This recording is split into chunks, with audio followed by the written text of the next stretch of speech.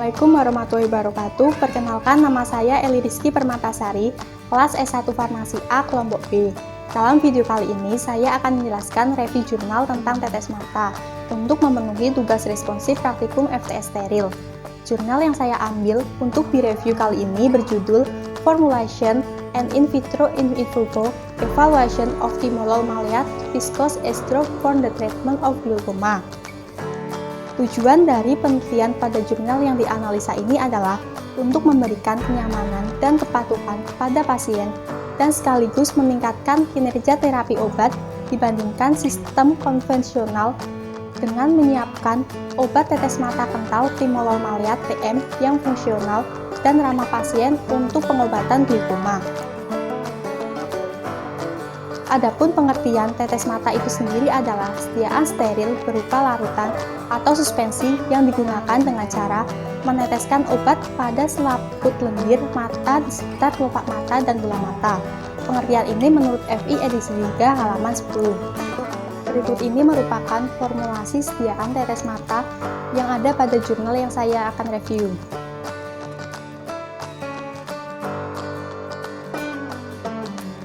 Yaitu pertama ada TM yang berfungsi sebagai zat aktif.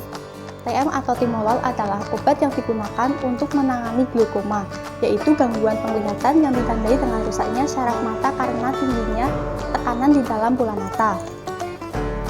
Adapun mekanisme kerja dari TM merupakan penyekat beta yang selektif yang memiliki efek menurunkan tekanan.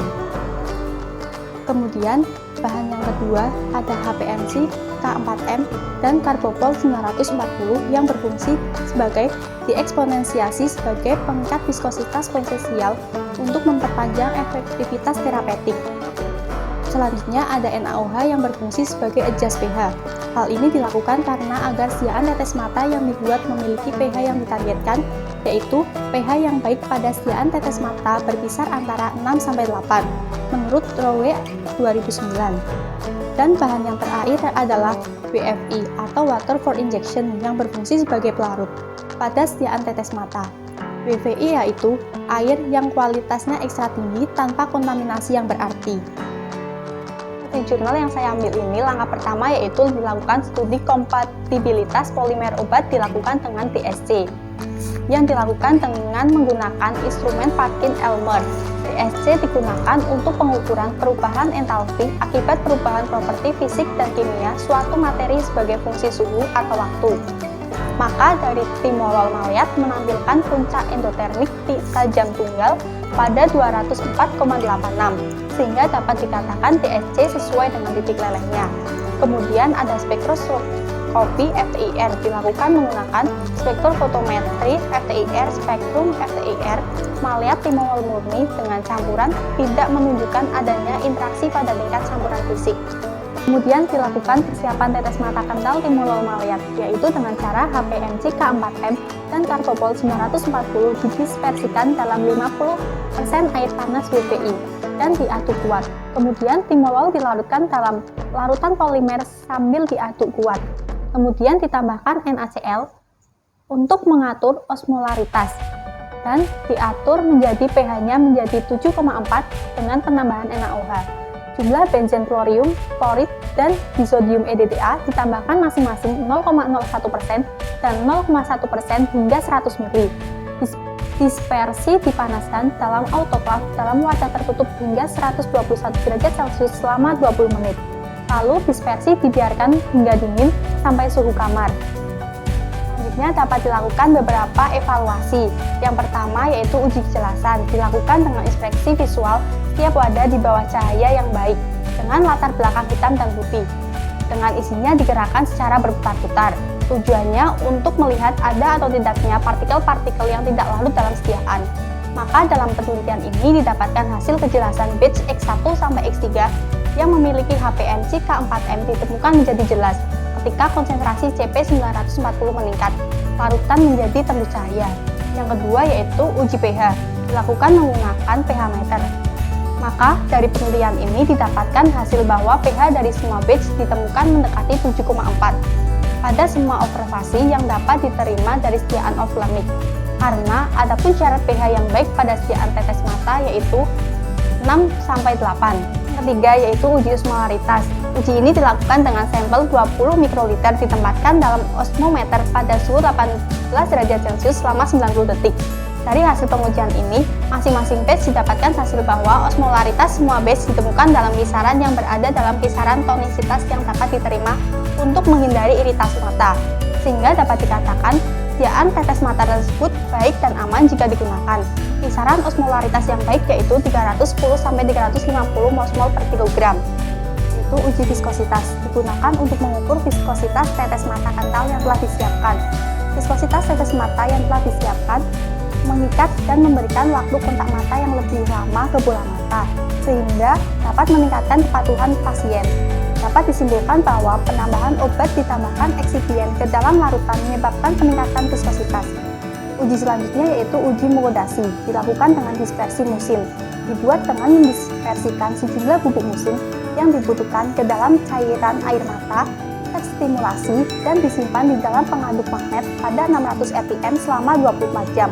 Pada batch X7 hingga 9 menunjukkan kekuatan mukodasin yang sangat baik dan viskositas larutan yang lebih tinggi karena HPMC dikombinasikan dengan karbopol 940. Kemudian ada pengujian timolol maleat dan benzen klorium klorid. Dari semua formulasi yang disiapkan memenuhi batas untuk uji kandungan TM dan PKC yang baik. Selanjutnya yaitu ada uji in vitro pelepasan obat dan kinetika timolol maleat. Uji ini sangat penting untuk memastikan keseragaman batch per batch dari setiap sistem penghantaran obat dan untuk mengevaluasi laju pelepasan obat dari formula yang telah disiapkan. Maka dari hasil dapat menunjukkan bahwa formulasi yang dioptimalkan memberikan efek pelepasan yang berkelanjutan dibandingkan dengan formulasi yang dipasarkan. Pelepasan obat hingga 40% terjadi dalam 2 jam pertama. Yaitu uji aktivitas antiglukoma dengan pengukuran TIO. 12 kelinci dirawat dengan suntikan subkonjuktiva 0,2 ml injeksi betnesol selama 4 minggu di mata kiri dan mata kanan sebagai kontrol. Pembacaan TIO diukur menggunakan tonometer Sihyot setiap 30 menit. Semua data pengukuran TIO dianalisa dengan ANOVA 2 arah. Maka dari hasil pada 2 faktor tanpa replikasi, nilai AP ditemukan menjadi 0,0048 yang dianggap signifikan karena kurang dari 0,05. Selanjutnya ada studi iritasi mata dengan kelompok 1 sebagai kontrol dan kelompok 2 diberikan tetes mata. Formula yang dioptimalkan diberikan selama 21 hari. Dalam hasil pengujian ini dihasilkan bahwa batch X9 yang dioptimalkan ditemukan tidak menyebabkan iritasi tanpa kerusakan mata atau tanda klinis abnormal pada kornea, iris, dan konjuktiva, kemerahan, serta pembengkakan. Selanjutnya ada stabilitas. Studi stabilitas jangka pendek dari formula yang dioptimalkan dilakukan pada suhu dan kelembapan yang ditentukan.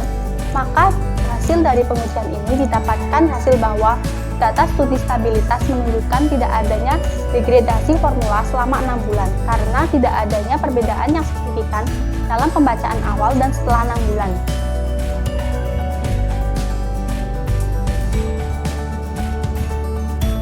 Maka dari hasil review jurnal kali ini dapat disimpulkan bahwa menunjukkan hasil beberapa evaluasi sesuai dengan yang dipersyaratkan sehingga baik dan aman saat digunakan. Pengukuran TIO mata kelinci yang diobati dengan batch yang dioptimalkan menunjukkan penurunan tekanan mata yang signifikan selama 8 jam. Uji iritasi mata pada kelinci tidak menunjukkan kemerahan, bengkak, ataupun berair. Kemudian dari studi keseluruhan mengungkapkan bahwa rasio HPMC K4M 0,75 mg dan CP940 0,075 mg memberikan respons klinis yang baik dan digunakan untuk memperpanjang efektivitas terapeutik timolol maleat sehingga dapat meningkatkan kepatuhan pasien.